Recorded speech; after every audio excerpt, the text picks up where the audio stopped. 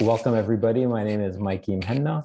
Our special guest for today's conversation is Tarek Atrissi, the Lebanese Dutch designer.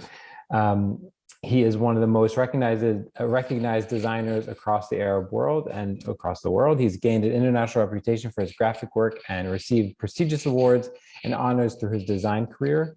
He established in 2000 his Netherlands-based design studio, Tarek Atrissi Design. The studio's typographic and cross-cultural design approach produced projects that left a significant influence on the contemporary graphic design landscape in the Middle East. Tarek was listed in 2017 as one of the most influential Lebanese professional figures around the globe. Tarek, welcome to Africa Conversations. Hi, Mikey. Thanks. How are you? Good. I'm great. I'm really, really good. It's a pleasure to have you be a part of the conversation. Same as well. So Tarek, I guess I want to ask you about one aspect of your career. Maybe there's a good place to start, which is something that I didn't read in your bio, which is you've been an educator and you've been in the game for quite some time. And actually, behind the scenes, I've told you this before, my first interaction with you as a human was one of my best friends was an intern at your office. And he has now become quite successful in his own right. And there are many people who have worked with you over the years. So how do you think of yourself as sort of a mentor and educator since you've been doing this for so long?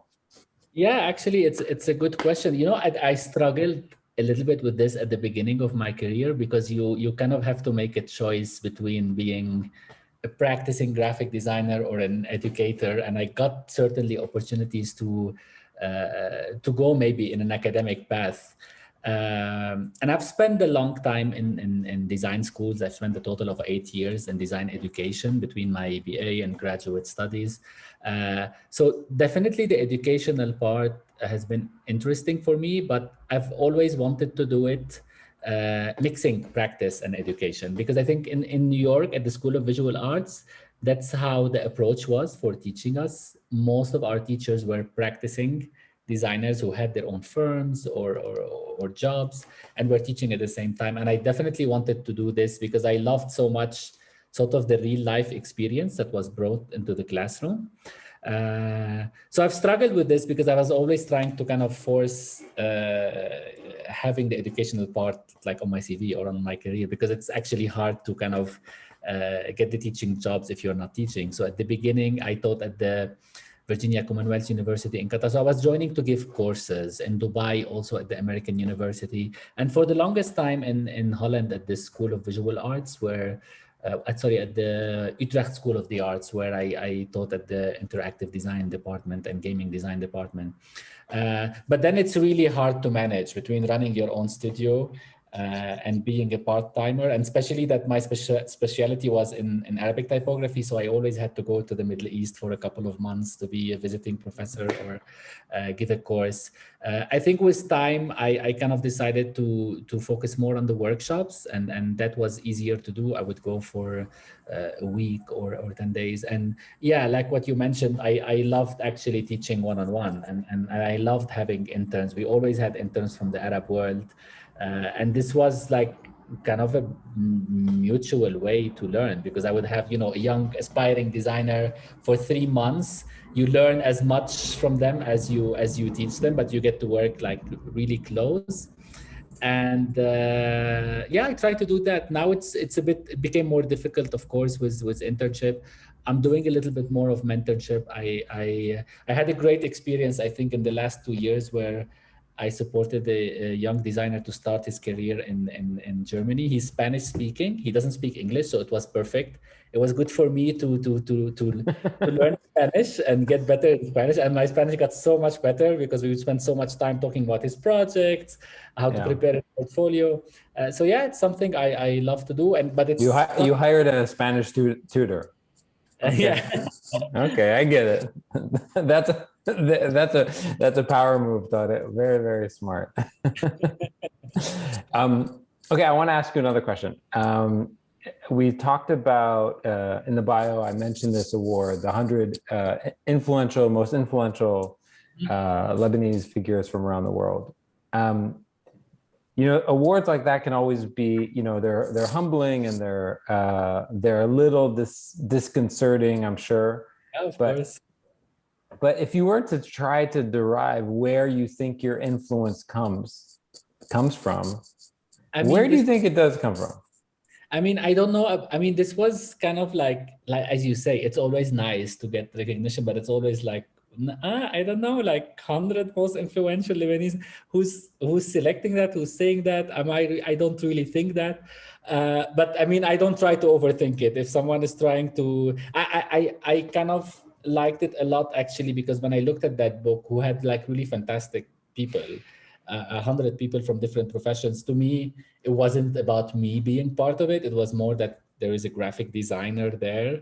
That was more interesting. I started in a time, I graduated from AUB, American University of Beirut, in 2000. Nobody knew what graphic design is. We were one of the very first few generations of graphic designers. So for me, that's always important when there is kind of like a recognition for what we do. Mm-hmm. And I think that the influence, I mean, it's hard to talk about it personally, but if I look in retrospect, starting a graphic design studio, a small graphic design studio, was not something that you do when I started my career. Like, my options were, you get hired by an advertising agency. There wasn't a design culture. So some things that weren't really so common, and now a young designer can do it. I think this was kind of the challenge, doing this, or designing typefaces, designing a font when there was not really a lot of resources or know-how how to do it, or the belief that you can make a living out of those things.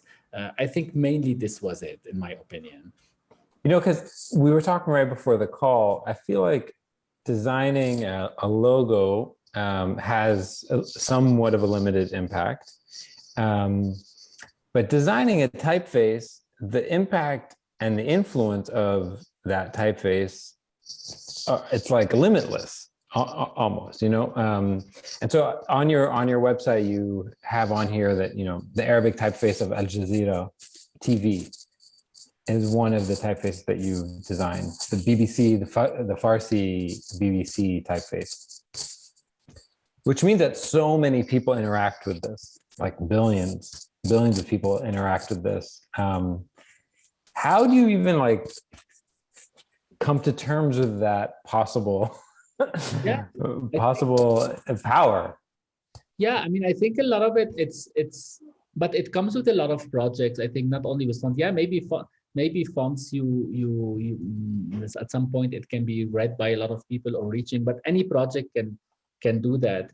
And I think some projects can get intimidating, like if you realize the impact for it. But I mean, I remember at the very beginning of my career, when I was asked to do the branding for Qatar, and we redid it recently. Yeah. That was also very overwhelming, because you feel like, how am I going to give an identity for a country, like for a nation? Like, you feel it's overwhelming. But I mean, I've learned, I think, with time, to kind of not to think of that. Like, this is kind of emotion that I try to kind of block, and really focus on it, on every project as a project. What do we want to do? What do we want to achieve? What are the goals? What am I designing? Without thinking so much who's going to see it, how many people are going to see it, and so on. I kind of distance myself from that.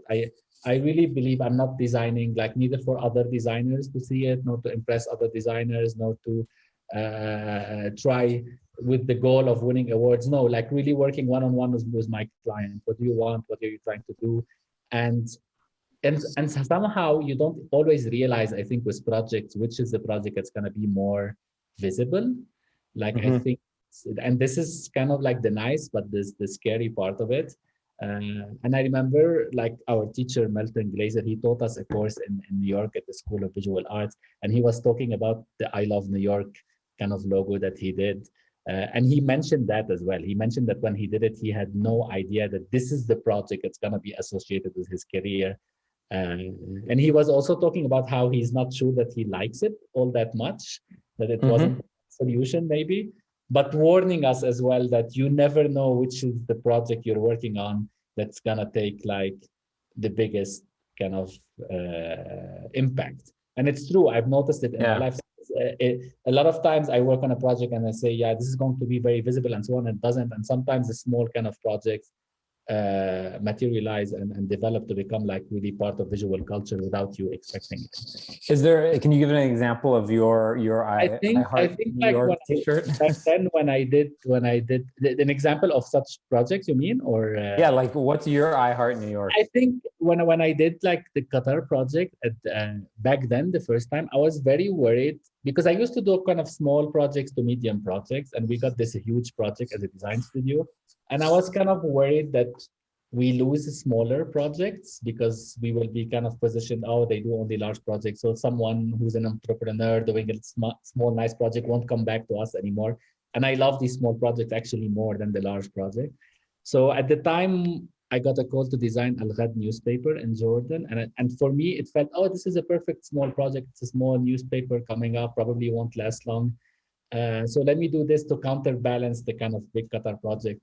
But with time, the Al Ghad brand became like the biggest one in Jordan and the one that you see the most as a logo if you're walking on the street, or it's kind of the newspaper. So yeah, that was kind of like, okay, the project I thought would be the most lasting visible one wasn't in comparison to the other one. Yeah. But I like this project you end up seeing every day. Like if you do the Qatar Post logo, Barit Qatar, yeah, that becomes part of daily life. And this is, I think, the most rewarding for you as a designer. You know, in some of your talks, you break down this these three different things, and you talk about how you sort of live at the intersection of all three of them. So for those who can't see the screen, there are three terms: calligraphy, lettering, and type design. So Todd, if you will, for those who are uninitiated, what is the difference between these three things, and how do you feel like your work sits at the center of them? Yeah, I think, I was lucky at the American University of Beirut. We had a lot of focus on Arabic typography.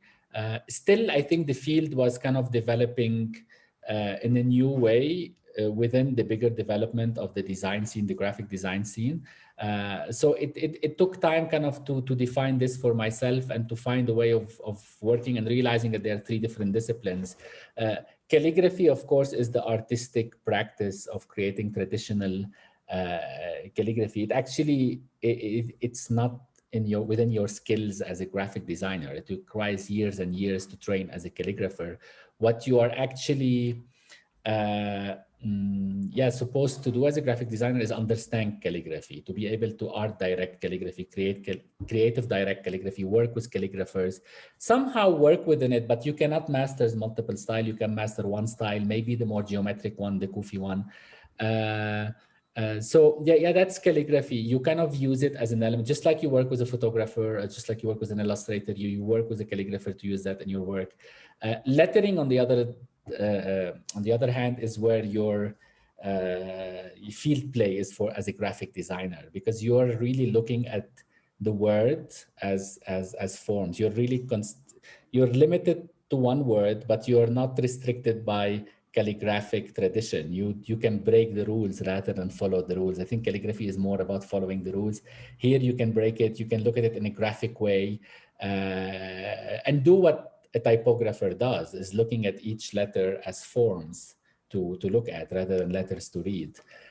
Type design, on the other hand, is a completely different specialization. It's when you have to create something modular actually and create a font. So this has like a technical component to it, because you have to program it so it works on a computer. It has less kind of creative freedom. You're not limited to one word. You're creating a system. You have to look at it as a text. Of course, it's also a completely different specialization. Somehow across the years, we've found ourselves working between all these three. Just because actually I started doing type design because as a graphic designer, there wasn't enough fonts available to work with. And that kind of like brought me to design typefaces for our own projects. Yeah. The analogy that I've come up with in my head, I think in metaphors and analogy. So I want to run it by you. You tell me if you think it makes sense. For me, type design, for me, lettering is drawing a building and type design is building a building. Say it again. Lettering is drawing a building and type design is building a building. Oh, yeah. Designing and building a building for sure. Yeah. Or maybe designing and building a city, because it's kind of more complicated. Like you have to make things work together. Yeah. Uh, yeah, lettering is almost like, I think, the artistic expression of a word. It's Yeah. the art of the word, really. Yeah, yeah. But you can say that, yeah. Okay. Whew. Okay, so let me ask you, I've heard you say this. I think you're quoting somebody else, and I paraphrased it, but there's this quote that you've mentioned before: you never stop working on a typeface. It's always in progress. You're always improving it. You can only abandon working on it. Yeah, it's So yeah, it's, I think, Matthew Carter, who also gave me a course in New York at the Type at Cooper program. Yeah, mentioned that, and it's very true. You can keep working on a font all your life, and a lot of designers do that. You just have to abandon working on it and finalize it. I agree, and I think this applies to everything in design. Actually, you can always, any project of design, you can keep on working on it. You can keep on trying and exploring and making it better and making it function better. Certainly, I'm the type who knows how to stop or when to stop. I try to impose deadlines on myself, but it's kind of imposed on me easier because I'm running an actual business. So most of the yeah, projects have deadlines, and we have to stop. And I learned to kind of accept, okay, we have to design within these constraints. I think a lot of kind of the design philosophy when you're running your own design studio is accepting the constraints. I know I can do things much better actually if I'm working for myself, but I actually love all these challenges. I love the challenges that there is someone else who has a different opinion, that we have time constraints, that we have different opinions. Because actually projects that makes it to the real world and have much more visibilities are most of the time coming from direct commissions, and these are more difficult projects. Like I said, I always feel I can do better projects if I'm working on my own without the yeah, constraint. But I love this challenge. I love that we have to create projects for the real world.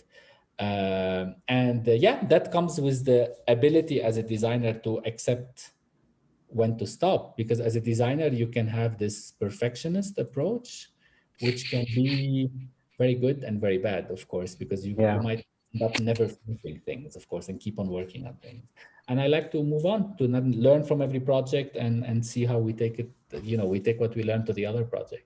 Yeah. How have so you've been running, you're an entrepreneur. You started a company, you've been running it for 20 years, 22 years.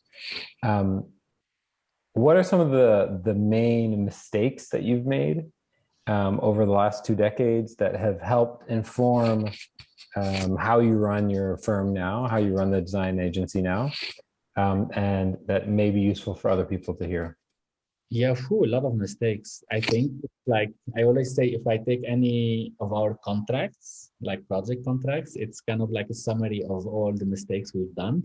Because for every mistakes we've done, because I never had lawyers to draft my contracts, or Yeah, they're a living memory of it's your. something we've done. Every time I made a mistake, I add a new something, like, okay, if this happens, this we have to do. But yeah, there's a lot of kind of practical mistakes. Maybe, I mean, I think the biggest one, let me think of the biggest three ones. I think putting my emotions on the side, knowing when to put my emotions on the side. I think our work is very emotional. We're very passionate about what we're doing, and you need your emotions when you're designing, because design, I think, is a reflection of your point of view, of your personality, of your emotion. You're expressing yourself through design, but you really need to know also when to put your emotion on the side. And I can have this switch now, that I can be totally neutral, not offended, not taking the feedback personal. I think, being over emotional about your work is, or in general, because running a business is a roller coaster of emotions, right? Every day you have like a high success and you have a big failure every day. So you kind of need to switch that off. I think that's one of the biggest mistakes that I used to do. And yeah, another one is not try to kind of knowing when not to please everyone, like just to say, no, I don't want this, or I don't agree with this. Not try to please everyone, because you cannot. And in design, that's not possible. Also, you kind of need to have your emotions. And what else? I think, yeah, not kind of mistakes of yeah, not valuing your work correctly, not being too shy to ask for what you want, to ask for your money, to say no, all these kind of things. Yeah. Yeah. What is it like running a design agency that is focused on, in some ways, focused on the Arab world, with offices outside of the Arab world? What is that like, and where did that decision come from? Instead of Yeah, saying, it's okay, we're very going to good have an question. office in Barcelona, Holland, Dubai, Beirut, Riyadh, and Rabat. Yeah. It's Yeah. you've taken a different decision. Yeah, it's a very good question. I mean, I, at the beginning, it was personal. Like I felt just as a designer, again, at the time, now the situation has changed, but as a designer living in the Arab world, I felt, sort of the environment around you, the work environment, the inspiration was kind of pulling you down and you're trying to go up. And in Europe, it was different. Everything around me was so good design wise that everything was kind of lifting my level, and I'm trying to go higher. So that was first the main decision. I felt this is a better place for me to keep being inspired. But working for the Arab world was risky, being outside. But I think with time that had its own advantage. I mean, everything has advantage and disadvantage. I think one of the advantages was having the critical distance from the Arab world. Like I wasn't inside. Like when I was in the Arab world, I was always either, yeah, I'm in Lebanon or I'm in Dubai. And here I was kind of outside and looking at it differently, like coming from there, but having this critical distance to look at it. And yeah, funnily enough, practically, I don't know if this is like, I mean, a lot of clients used to come to us because we are abroad. That's like maybe colonial thinking. I don't know what it is, but I found it silly sometimes. Like, why would you come abroad? But I think there was sometimes this decision, we want a local agency or kind of external agency, which to me is strange, I have to say, because it has nothing to do Yeah. with where you're located. But I think with time, our focus, even though our focus started to be the Arab world, it shifted to be more cross-cultural work. I think a lot of the projects started to come to us because it needed this specific combination of, a project in Europe targeting the Arab world, or a project in the Arab world having a link to Europe, and sort of and it helped us as well, like with branding projects, to kind of like have a different perspective on things. I can see it from a local point of view, but I can also see it from an outsider's point of view. Yeah, so this is how kind of like a summary of how it was, and certainly it had positive and negative aspects, because sometimes I would have wished I spent more time in the Arab world, but somehow when I used to go to the Arab world, because I felt I was not there, I used kind of like to use my time there to dig much more, to research much more, Yeah. and see things a little bit from a different perspective. Yeah. I wonder, do you think of yourself as somebody who is constantly changing? Is your work style, is the sort of flavor of your work product changing over time? Can you look at a specific project that you may have forgotten and said, oh, that's totally 2007? Or Yeah, yeah, that's a very 2011 version of Tarek. no, some things got better. I mean, I think if you look at type design, if I look at the very first fonts we did, I think every font is getting better. Like, and if I look then 20 years back, I say, no, this is really not good anymore. Yeah. So there is like the learning curve, especially with fonts, because there is like technical know-how and there's experience. Like you see your font, you know what works, what doesn't work. I think some things change, some things don't change. Your approach to work, your way of thinking as a designer doesn't change so much. Maybe with time, I would like that. Yeah, I try actually to try to break a little bit with the style that we are doing, and I think that's when travel and experience comes to help you to kind of think differently. Like for example, now that I'm in Colombia, I find kind of the inspiration around me completely different. I'm in a completely different environment. So if I pick different books, if I see different kind of like street inspiration, I try to incorporate that with my work. But Yeah, it changes, but it doesn't change. In some aspect, the design thinking, I think, doesn't change so much, except for the Yeah. experience you gain.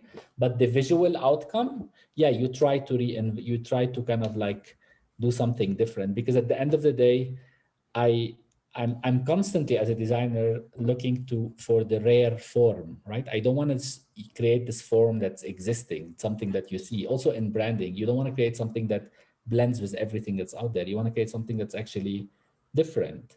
So constantly you're trying to break the style also of what you are doing. Are you, is your job as sort of the head of the agency to think about, to keep your ear to the ground? Oh, these are trends I'm noticing, and we need to, everyone's zigging and I need to zag. And is that part of what you think your job is? That you go tell a client, let me be the person who guides you? Yeah, I mean, we're really small. We're never more than 6 people in total. So this was a decision also to keep it. So to keep it as small, because I think more than 6 people, I'm just managing, and it's an agency, it's a firm, while we're really trying to stay a studio doing a specific kind of work. Yeah, sometimes it's harder to look at the bigger picture, as you said, because you're so caught up in day-to-day work and all the challenges that you have. But yeah, that's I think more my kind of creative thinking about the big picture. Do we, what do we want to focus on more? Especially like usually at the beginning of the year, I define a couple of themes that we want to focus on. Like, so sometimes I divide it into like 3 categories that are not always related to design. So like one regional location. So I say, okay, this year we're gonna like really focus on, I don't know, Kuwait, just for us to have something to look at in terms of reading, in terms of researching, in terms of looking what's happening. Because nowadays it's overwhelming with all the information that you have. I try to kind of like focus on this. So, okay, I say one geographic location, one discipline of design. So it might be poster design, exhibition design. So if we're getting books, if we're trying to do self-initiated project, it becomes in sort of in this aspect. And the theme that's totally not related to design, like, I don't know, like just Plastic recycling. Yeah. And that kind of helps maintaining this big picture of controlling kind of your creative work, focus, learning new things, and so on. Yeah, because it's interesting. I'm happy that you said that, because when I looked at your website, I was struck by the number of categories in the header, right? You see typography, branding, environments, restaurants, graphic design, typeface. Is there sort of like a history behind how each of those categories? Exactly that. So I think one year the theme was restaurant design. And then I was kind of like so obsessive with this, because then every time I go to a restaurant, I would document everything, like what, my whole experience, also graphically, like what am I seeing? How did I find it? How did I go to the place? How is the sign? And so on. And so for 1 year, it was only restaurant design in terms of researching, getting book, and trying to know more. And then that translates a year or 2 later with a lot of projects in restaurants. Suddenly you find yourself, oh my God, I'm getting like almost a specialty there. And then this is where, as a designer, you want to try to escape it, because like, I don't want to just to do this, I want to do something else. And the same thing happens with exhibition design. And you mentioned the website, but like anyone else, we also struggle a lot with updating the website, of course, because I feel it's really like doesn't cover 10% of our work. But yeah, this is part of the challenge. Nowadays, you have so many channels to update. You have the social media, you have the website, and you have your own work. So this is certainly part of the challenge. Yeah, exhibition design, actually, we had 0 experience in it. And this was one of the themes we focused on until we landed on a really large project, which gave us a lot of experience. And then, yeah, it becomes part of your work. But that's what I love actually about the kind of the multidisciplinary aspect of design that we do. Is like one day I'm designing a wine bottle, one day I'm designing a font, one day you're designing a space. And I think that really helps to break the routine of the design work, because it's kind of really, because we all struggle with sort of the routine of the creative process that can kill the joy of it. I want to try to put you on the spot and ask you a question. What is a sentence that you never want to hear another entry-level intern to say to you again? Intern. I thought you were going to say client. The second question is going to be the client. The second question is going to be the client. The first is the like a entry-level designer or a young designer you meet at a conference who says something and you say, oh, Allah, how is this still thought? I want to look for inspiration on Pinterest. That's I just say, just drop no inspiration on Instagram, Pinterest, or anything else. We go into that. Why? Because I'm really because first it's overwhelming. Like you cannot, like there's so many good stuff out there. So you just have to design something and you start by looking at all what the best people in the world have done. And it just influences you in a bad way. I think it can demotivate you, but also it can just channel your way of thinking. I have this huge design library books because I come from a time where we used to get design books for inspiration. And this is I love everything about mobile life and how now we don't have to be in one place, but my biggest struggle is not having my books next to me. So yeah, but I go and buy books, design books or non-design books. I think this is where really you have to look for inspiration, or walking on the street, a million times better. You find so many more forms, so many more inspirations. So yeah, that going to look at design examples to do your design, that will be my first thing to say no, because I think it kills the creative process. Like the design process needs time. Yeah. Yeah. Okay. So the same question for now on the clients. What sentence do you hear from clients over and over and over again that you wish that no one ever said to you? I don't see the wow effect. That's like, I don't want to, when they say I don't see the wow effect, like please don't mention the wow effect. I don't want to hear it.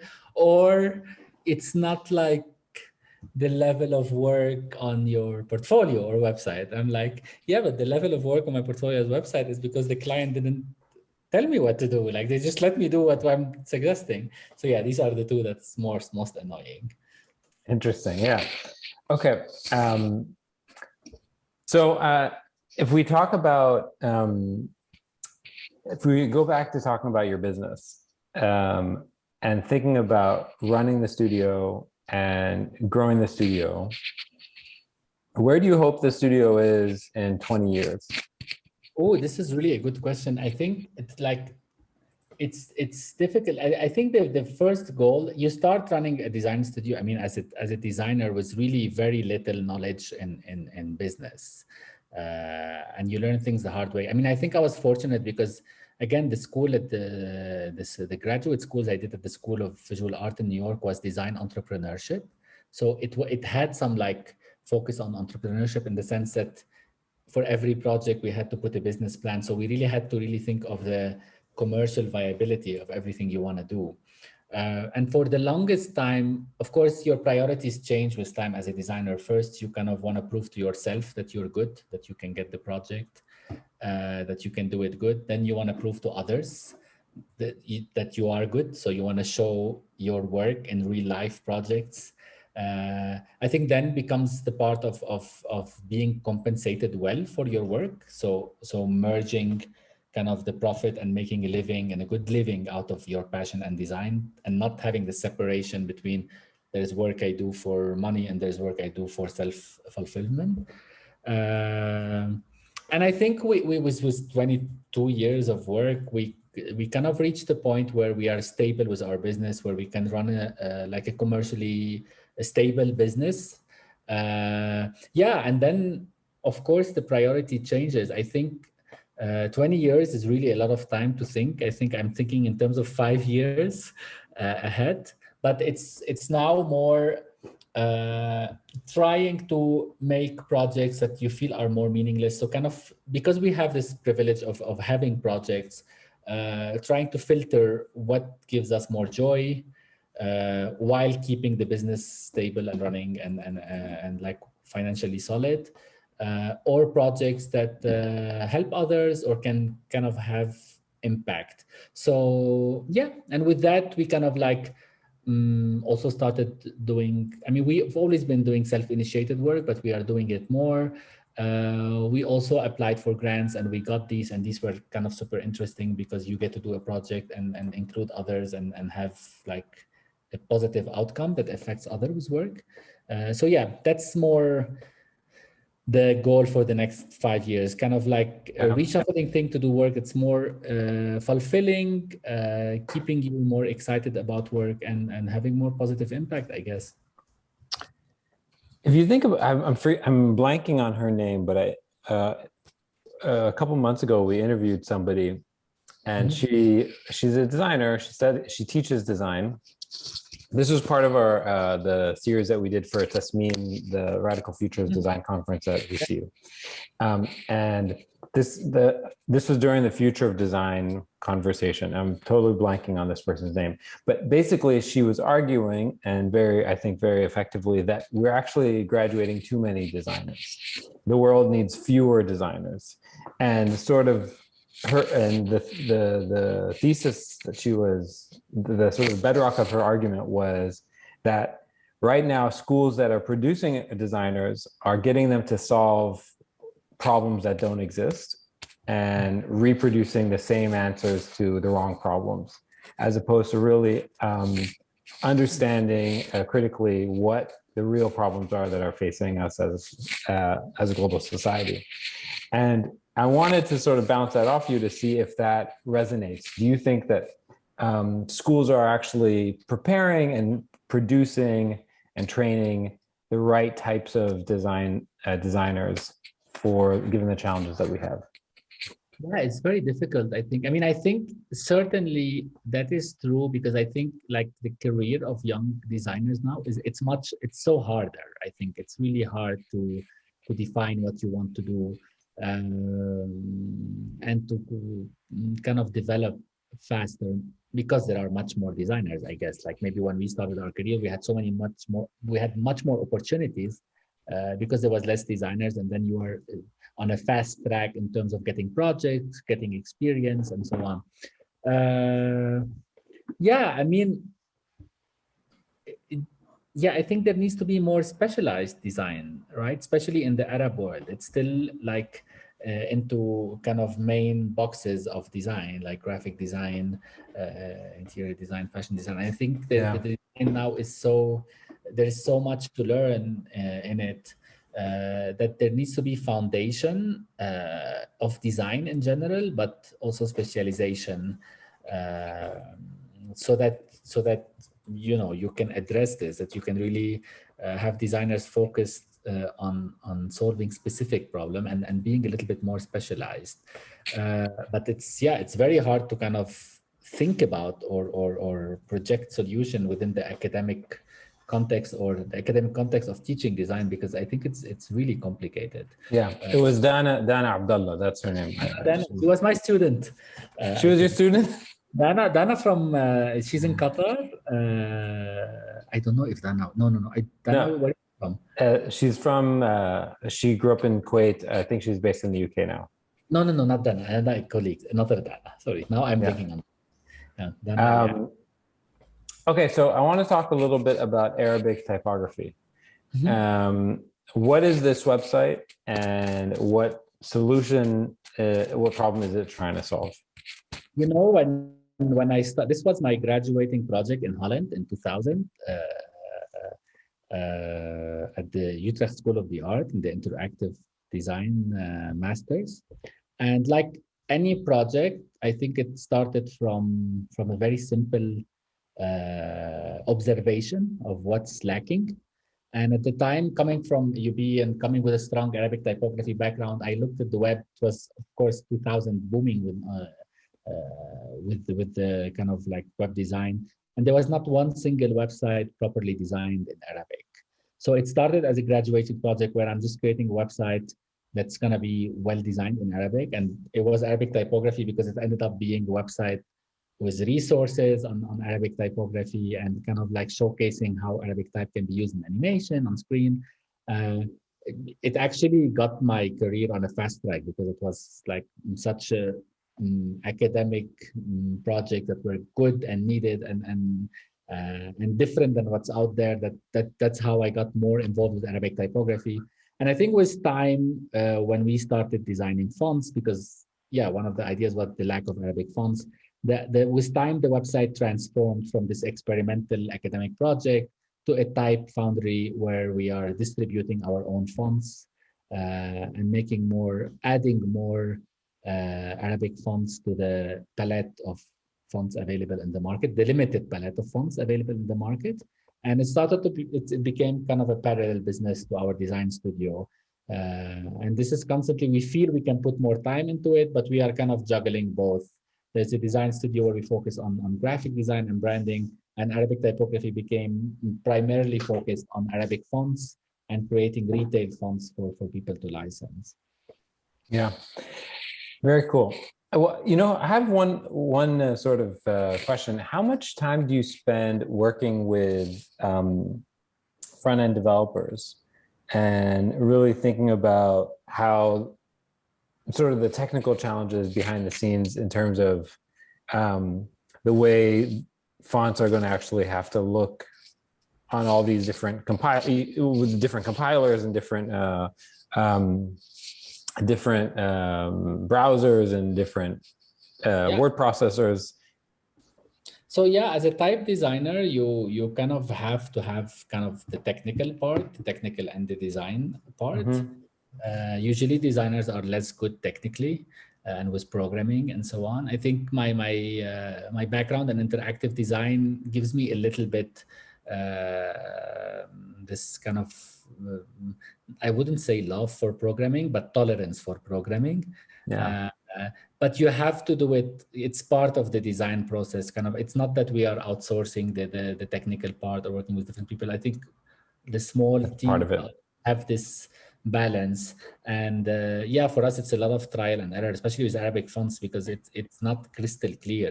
We today everything works, tomorrow the browser is updated, then we have to really figure it out. When you're working with a client like Al Jazeera, they use systems that you have never used in your life, so you have to adjust your way of thinking and trying, experimenting to solve problems. Because even like with Al Jazeera, we gained a focus on designing for televisions, font for television. Then we work with Dubai TV, and their entire sort of like technique is different. So what works technically as a font there isn't necessarily working here. But it's a lot of literally trial and error and trying to kind of go around technical limitations. What are some trends in Arabic typography that you would be very, very happy if they ended tomorrow? I think trends always end. So no, it doesn't like, no trend kind of bother me. Trend kills itself. The moment it becomes a trend, it's over. That's fair. So no, I kind of observe them. I kind of know that it's gonna, if it's everywhere, it's gonna finish. It's more the curiosity of what's coming next, or try to envision how can you counter attack a trend. Yeah. Okay, I want to move to the quick questions, and then if there are any questions in the chat, we'll take some from the chat. Okay, the first question is, what are you reading or watching right now? Yeah. I mean, yesterday I was in a kind of a flea market, and I picked a Spanish book because I'm trying to read Spanish. I haven't started reading it, but it was interesting. I'll tell you what's the name. It's 21 años de vida colombiana, 21 years of life in Colombia. So that's the non-design book that I'm gonna start reading. Design book, again, it's funny because now I'm combining my passions. I'm combining like Spanish learning with design. So I picked 4 books mini books that I've read before in English. They are by Stephen Heller. They are about the basic components of design. One is the logo design idea. 150 logo design ideas, I think. 50 typography design idea, and 50, I'm not sure if I remember the names correctly, but they are kind of case studies, like 50 logos with a little bit of reflection on it. The book of typography is 50 pieces of typography reflection on it. One is illustration and one is graphic design piece. I've read them in English. I'm reading them in Spanish now. They're light reads, but they're very kind of interesting from a design literacy point of view. So yeah, these are the ones I'm reading and polishing my Spanish as I read them. Cool. Who would you love to shadow for a day, past or present? I mean, I always think someone in the Arab world and someone outside the Arab world. In the Arab world, I love Bahjat Athman. He used to be a caricature artist, but he writes in a very nice way. I love his book, Sadaqa Bila Hudud. It used to be, I think, an insert, like a page in Majid magazine or something, and he compiled it in a book, and I love that one. But Cool. he's kind of multidisciplinary. He writes, he draws. I think he has kind of a graphic aspect. So him, and outside the Arab world, I think Louise Philly, she's a designer. She specialized in food and restaurants. She was my teacher in New York and a mentor, but she does things with so much kind of elegance and perfection that I told her, you know, I can be your intern now if you want. Like, I wouldn't mind to spend 3 months just seeing how. Yeah, very cool. What do people most misunderstand about your work? Maybe that you're a calligrapher, and we talked about this before. That Yeah. I'm working with type and calligraphy. Yeah, that's the main thing I would say. Does that bother you? Does it piss you off? Like after no, you hear about it? It's just like, you know, they tell you khattat. I'm like, but not really. Like, but no, but I try to correct it when I can. But it's hard to kind of also in Arabic say what a typographer is. Yeah. But it's also because I'm doing several things, so sometimes I kind of accept it. Yeah. Outside of your profession, who inspires you? I mean, I play a lot of tennis since I was young, and I think that has had like competitive tennis, and I resumed doing that a few years ago, and that had a huge positive impact on my way of thinking, like kind of analyzing, staying calm under pressure, being super competitive. So I have this kind of parallel drawing between design and tennis in my mind, at least that works. So some of the top tennis players, like I kind of, it inspires me a lot how they go about their career, even though it's a completely different profession, but it's about maintaining this balance of hard work, how to keep your passion, how to deal with all the pressures. Yeah, that's for me is kind of like a direct. As a kid, were you Team Sampras or Team Agassi? Agassi, of course, because his clothes were better designed. That's true. Sampras was kind of a I was dork. looking at design. They had like the challenge court design, and they brought them back, I think, 1 year ago. So it was all about design. Who's dressed better? Have you read Agassi's book by any chance? Open, right? Open, yeah, where he talks about his hair plugs almost coming out in the semifinal of Wimbledon and how he didn't want to let his hair come out. Yeah. Those are, this is exactly it. So this is that book was because I was a fan, of course, because I started playing 90s, and this is when I guess he was kind of like the strongest player around. Yeah, for sure. Okay, well, we have a question in the chat. I'm gonna let her ask the question herself. Let me just, Omeima, if you want to ask your question, you can go ahead. Yes, good evening. Thank you for the talk. It was really interesting. Tara, I would like to ask, how do you see the future of Arabic type design? I mean, I think it's super good because I can't help to compare to when I started my career. I mean, I started my career having 12 fonts around, no type design, Arabic type design mentors to look at, no resources. And so much has changed, like in 22 years now. Now there are some really, really good type designers around. And it's common, it's understood. Companies also realize this. Almost every branding project is requiring a custom typeface for it. So I see it better because there is still like a lack of variety, right? There are type designers, but there's still a handful.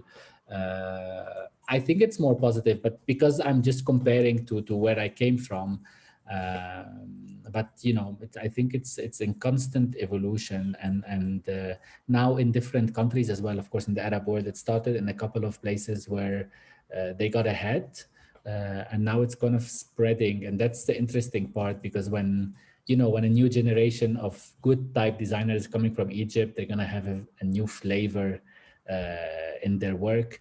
So yeah, I see it really positive. Cool. Before we wrap up, and if there are any other questions in the chat, please type them up. But before we wrap up, Tarek, you mentioned where you came from. Do you feel a sense of sort of pride and allegiance to both the AUB Graphic Design department, which has now become a really like storied institution? When you were there, it was just getting started, as well as like allegiance to the other alum from those years? Like, like we interviewed Bahia Shahab, I think was part of that original class. Huda Abi Faris was obviously helping lead the program. There have been many other people who've sort of gone through this program. Do you feel sort of like special connection to? Yeah, of course. I mean, even now, I think across the years, we always had an intern always from AUB, because there is kind of like a common design philosophy that we connect with. But also a lot of the teachers like who are still in AUB taught me now. So Leila Musfi, Lina Ghaibe, Huda was my teacher back then, and she kind of supported me a lot in my career later. Yeah, absolutely. There is two common things. There's the Beirut connection, of course, because it has an influence on you as a designer. And I think the program has some sort of approach to design that unites us all. But it's actually it's actually super inspiring, because I know like a generation of the 10 years, kind of 5 years ahead me, 5 years behind me, and I love following what they do, because everybody has like such a inspiring career focusing on one aspect. So even now, I'm always curious to see what AUB graduates are doing, trying to see their final year project as well, and so on. Definitely a connection, because I see Bahia, for example, what she's doing and where she is, and it's kind of like, for you, it's inspiring because it's like a parallel career, right? You see what you could have been doing, circumstances. Yeah, totally. Well, Todd, listen, this has been so much fun. Oh, we have one last question. Let's see if we can get it in.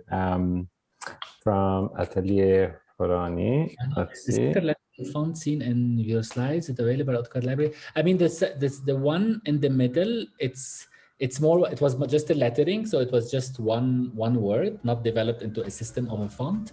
So it's not, it's not available to directly answer the question, but it's a good idea for a typeface to do actually. Yeah. Okay. Well, I think that wraps this up. So thanks so much. I have been wanting to speak to you for many, many years. So I really appreciate it. Thanks so much for taking the time. And this will go up on YouTube tomorrow. So if you have any friends who missed it, who would like to watch it, please share widely, and see you all tomorrow. Thank you so much. Thanks so much.